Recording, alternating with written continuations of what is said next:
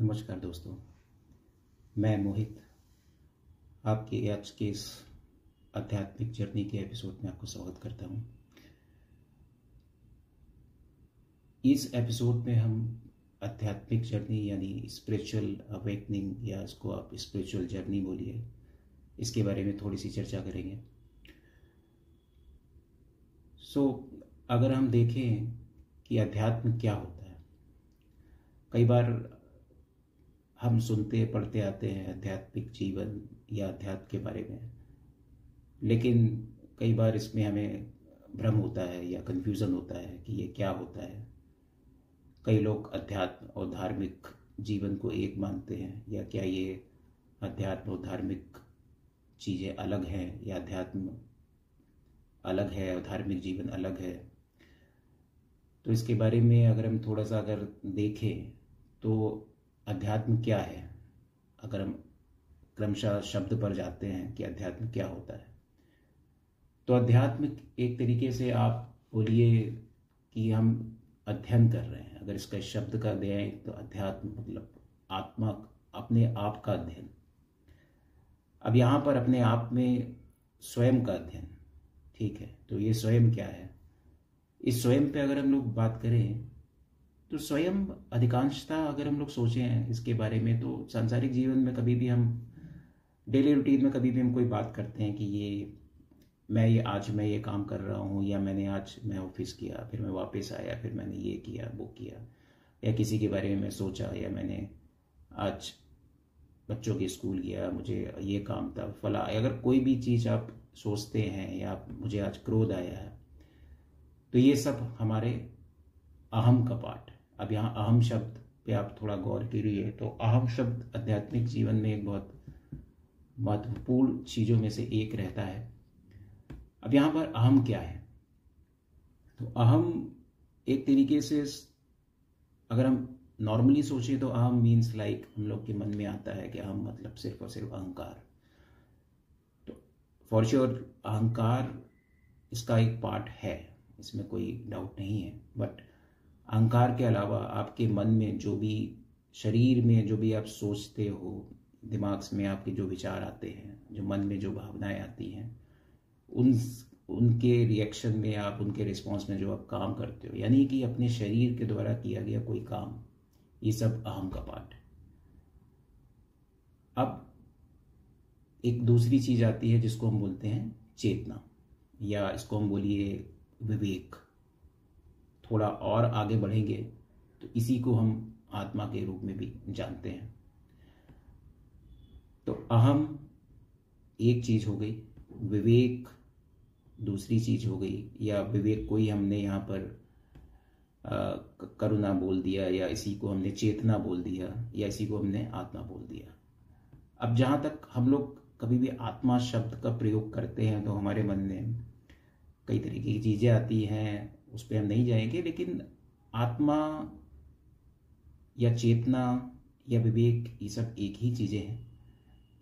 अगर हम ऐसे सोचें कि भाई आत्मा क्या है, तो आत्मा एक कोई ऐसी चीज़ नहीं है, लेकिन सिंपल अगर हम शब्दों में बोलें तो आत्मा एक आपका अपना एक विवेक है, आपकी अपनी एक चेतना है, जिसके कारण आप हो, उसका एग्जिस्टेंस है, आपके शरीर का एग्जिस्टेंस है, ठीक है। तो यानी वो चीज नहीं है, लेकिन उसका आपके पास पूरा एहसास है। वो है आत्मा, वो है चेतना, वो है आपकी विवेक, जिसको हम बोलते हैं, ठीक है। तो ये अहम और ये चेतना, ये दो चीजों से मिलके हम अपने आप को संपूर्ण मानते हैं, या अपने शरीर को चलाते हैं।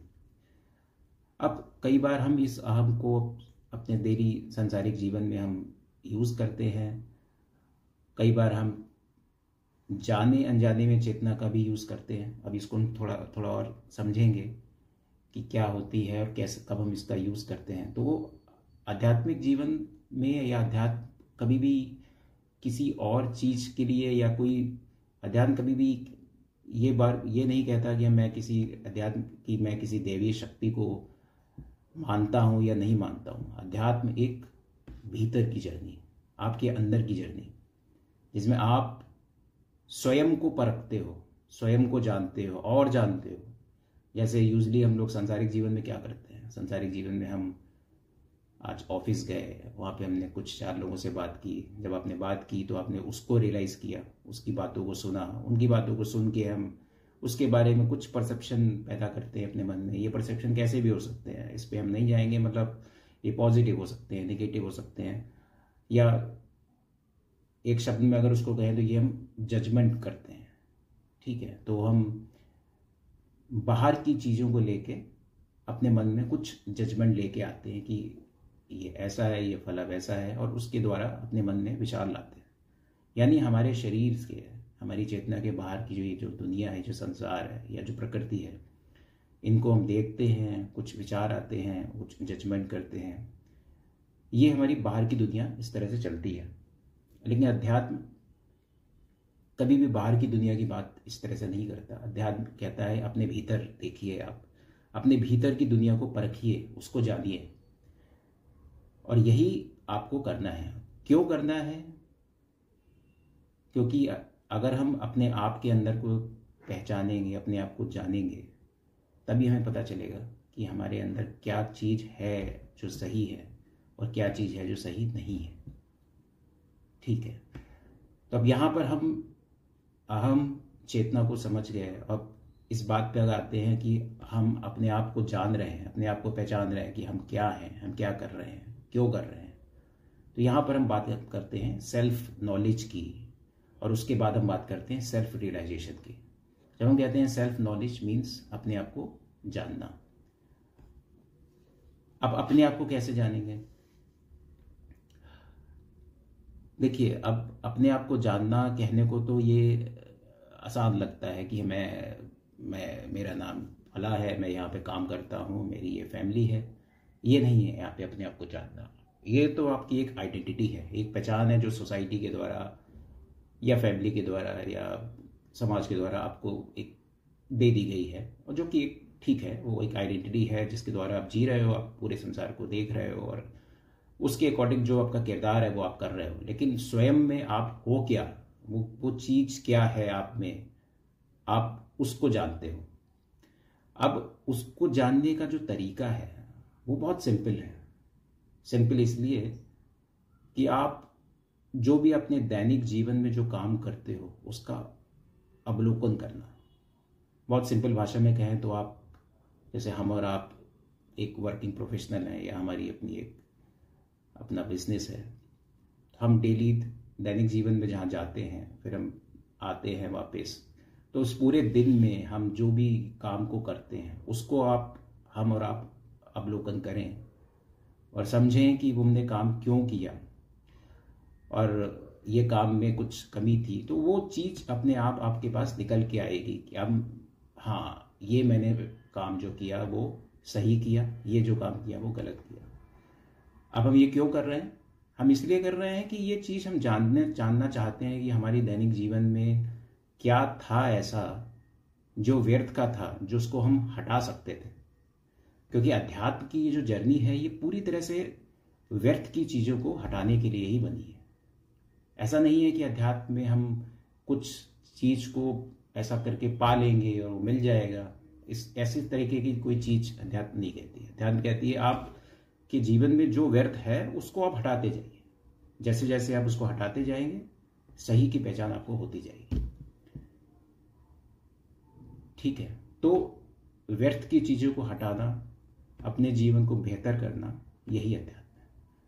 और ये एक यात्रा है जो आप अपने जीवन में आगे बढ़ाते जाते हो, करते जाते हो।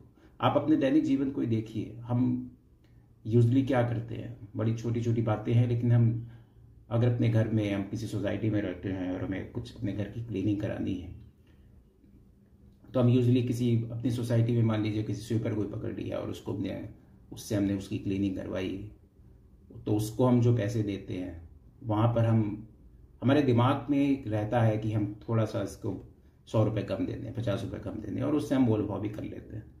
यही काम जब आप ऑनलाइन ऐप के थ्रू करते हो, तो मैं कभी इस चीज़ को मोल भाव मेरे हिसाब से कभी दिमाग भी नहीं आता, और जो होते हैं भाव, जो वाजिब पैसा होता है वो उसको तुरंत देते हैं। तो ये जो भाव होता है, जो आता है, वो आपके अंदर से ऑटोमेटिक आता है। ये आपका अहम है जो आपसे करवा रहा है कि हाँ ठीक है, ये छोटा आदमी है, गरीब आदमी है, इससे हम 50 रुपये कम करवा सकते हैं। ठीक है, कहीं हम डी मार्ट में जा रहे हैं, किसी मॉल में जा रहे हैं, वहाँ हम ये नहीं करते क्योंकि हमें पता है वहाँ हमारी नहीं चलने वाली। ठीक है, यही बात होती है, राइट। तो हम वहाँ पे कुछ भी नहीं बोलते और अपना करके चले आते हैं चीज़ों को। तो ये आपका एक एक एक पर्सपेक्टिव है जिसमें हम जीते हैं। तो यही आपके के मनोदशा को दर्शाता है कि आपके अंदर का जो जो जो अहम है, जो भाव है, वो क्या है, वो कैसा है।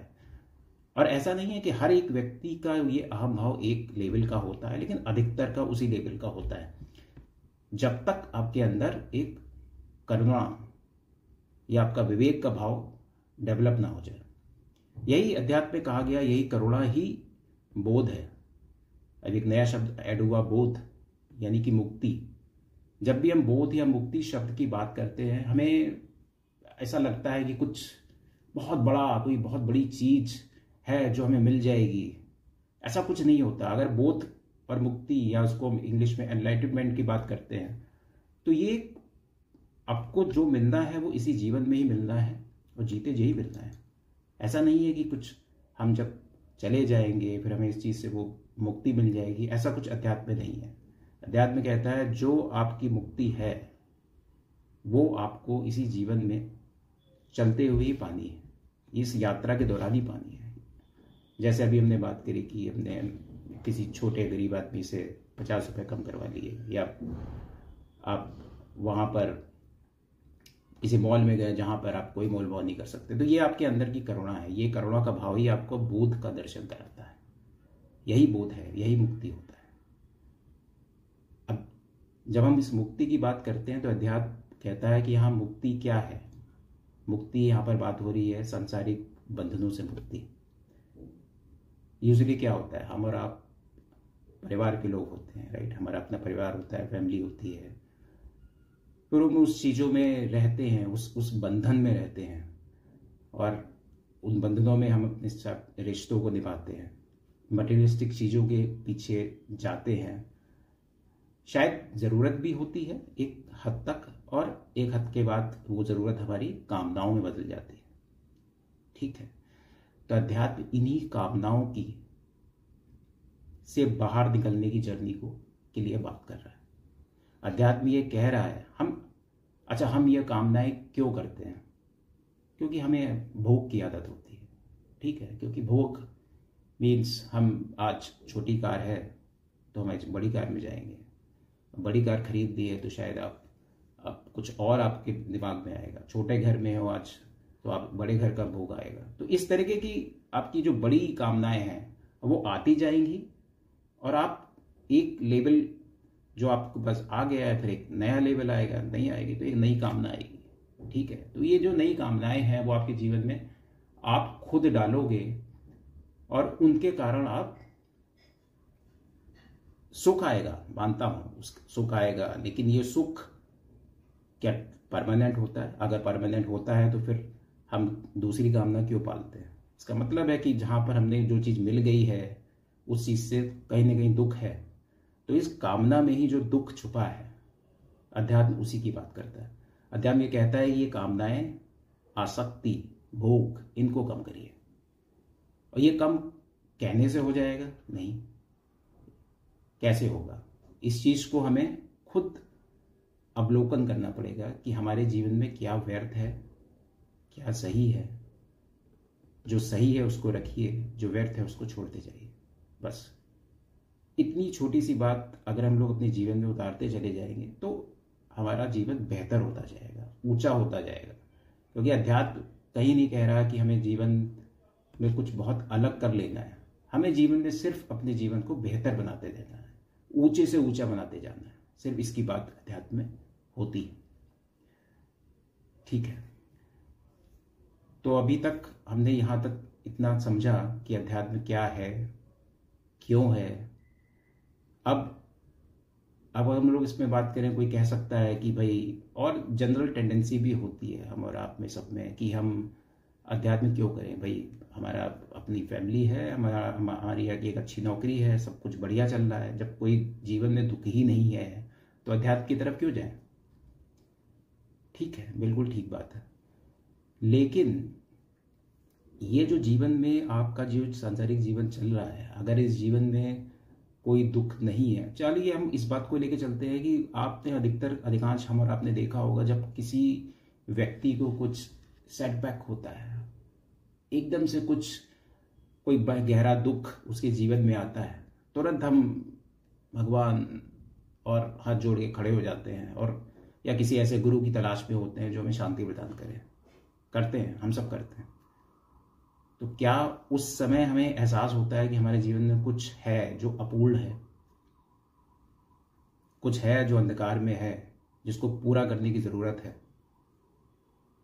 ठीक है, इसका मतलब है कि कहीं ना कहीं है वो अंधकार जिसको हम इग्नोर करते हैं, हम देखना नहीं चाहते, और हमें पता है वो एक दिन आएगा हमारे सामने, हम सोचते हैं तब की तब देखेंगे, लेकिन तब शायद बहुत देर भी हो जाती है, क्योंकि हमने अपने आप को उस तरीके से जो मजबूती देनी है, जो अध्यात्म जो एक मानसिक मजबूती लेके आता है, उसको हमने हमेशा इग्नोर किया, और अब एकदम से हम चाहते हैं कि कुछ शांति मिल जाए, पीस मिल जाए, वो आनंद मिल जाए, तो वो नहीं मिलता।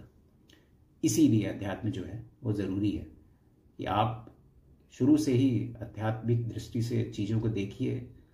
और अध्यात्म कभी नहीं कह रहा कि हम सांसारिक जीवन छोड़ देंगे या हम सन्यासी हो जाएंगे, ऐसा कुछ नहीं होता। आप सांसारिक जीवन जिए, सांसारिक जीवन जीते जाइए, बस अपने आप को बेहतर करते जाइए, व्यर्थ की चीज़ों को छोड़ते जाइए, चीज़ें चलती रहती हैं। देखिए, इतने बड़े बड़े दार्शनिक हुए हैं, आप सबने ओशो, जिद्दू कृष्णमूर्ति, नानक साहब, कबीर साहब, न जाने कितने अनगिनत दार्शनिक हुए हैं। आप सबको अगर पढ़ोगे तो सबने अपने अपने अंदाज में अध्यात्म की बात करी है, लेकिन मर्म सबका एक ही है। वो जो मर्म है वो बहुत गूढ़ है, और वो है सत्य की तलाश। और सत्य माने सही चीज, सही काम को करना।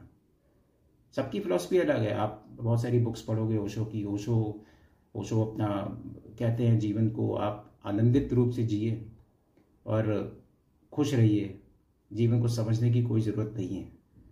जबकि सबकी अलग, कृष्णमूर्ति कहते हैं आप जीवन को समझिए, जानिए और खुश रहिए। तो एक अलग फिलॉसफी सबकी है, लेकिन ये सारी फिलॉसफी का जो सार है, जो मर्म है, वो आपको आपके जीवन में आनंद लाना है, और वो आनंद आता है। ये सब बातें मैं अपने निजी अनुभवों से भी कह रहा हूँ, और ये सब चीज़ें जब आप अपने अंदर लाते हैं तो आपके अंदर चेंजेस भी आते हैं। वो जो चेंजेस हैं वो आपको दिखते हैं। आपके अंदर ये सब आध्यात्मिक की चीज़ें जब आएंगी तो आप चीज़ों को अलग तरीके से लेंगे। ये चीज़ें आप सोचेंगे कि आप उन दोस्तों के साथ बहुत ज़्यादा टाइम व्यतीत नहीं करना चाहते जहाँ पर बहुत ज़्यादा डिस्कशन हो रहा है या कुछ हंसी मजाक चल रहा है, क्योंकि आप एक अलग दृष्टिकोण में चले जाते हो, राइट।